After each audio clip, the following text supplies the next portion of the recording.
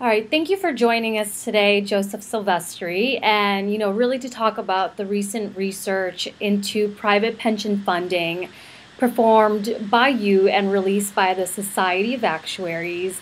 For our viewers that are tuning in, can you please tell us a little bit about yourself and your background and really your interests with this issue?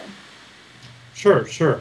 I'm an actuary with a little more than 17 years of experience consulting to the sponsors of private sector defined benefit plans, kind of the subject of the report.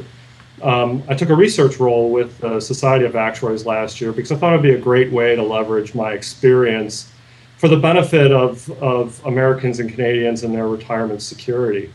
I really have an enormous number of topics that I'm interested in, but this one caught my attention because of its timeliness. There's a lot of discussion about the funding of retirement plans. There's many different types. And this particular one, of course, is in my area of expertise or where I have consulted in the past. So timeliness and it being a part of my experience were major factors in determining this topic. Okay, great. Thank you. So as of late, there's been so much news coverage regarding the economy, which really has focused on employment and government debt. Can you tell us why retirement planning funding is an important issue at this time for the country?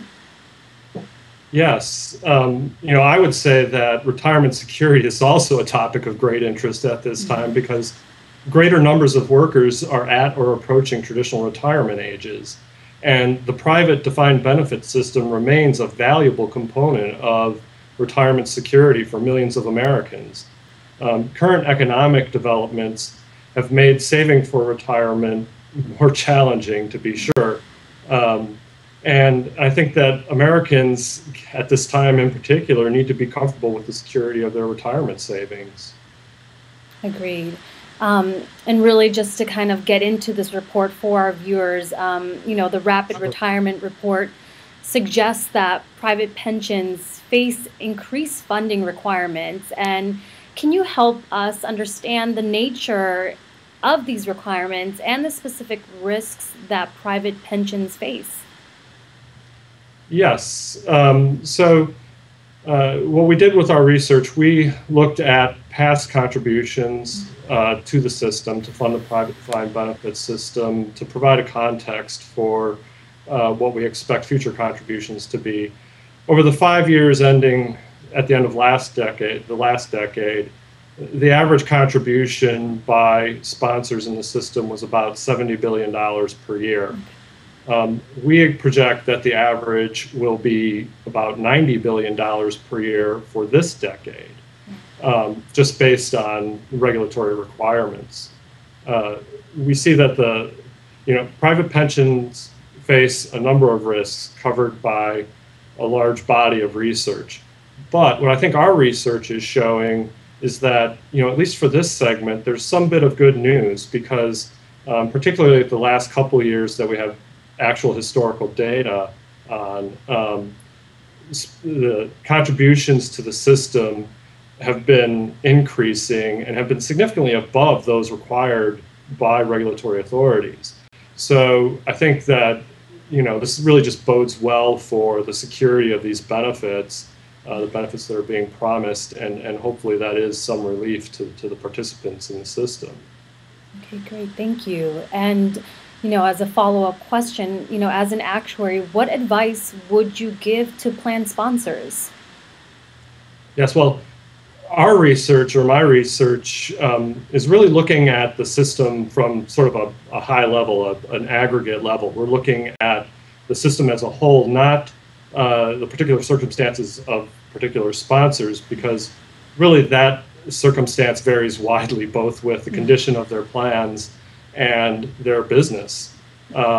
So my advice would be that they should seek the advice of their actuaries, the actuaries that they are working with, who are more familiar with their particular circumstances, and perform some of the stress testing that we're performing here. Develop their own scenarios and develop a plan for managing the risks of the pension promises that they're making. again, they're valuable, and we should make sure that they're secure. Perfect. Anything else in the report that you would like to highlight, for our audience as something that needs to be a larger discussion, regarding this report and this study? And, as the viewers are watching, we hope that you'll chime in and, let us know if you have any questions. But, in terms of, any other, highlights, is there anything that you would like to point out? Yes, well, I think the report is actually a great starting point for a discussion about how to avoid what we refer to, actually, we refer to it as cyclicality, but it's really the ups and downs of pension funding requirements, the need to fund these plans. And, really, you can look at a couple different groups here. There's the sponsors, the people or the firms that sponsor these plans, that offer these benefits, can be looking at, the way they fund these plans, their strategy for funding the plans. They can be looking at how they invest the assets that are backing the promises, to adjust the volatility of those aspects. On the regulatory side, there may be opportunities to look at ways to incent these sponsors to fund more when the economy is good, and to not have to fund as much when the economy hits a rough spot.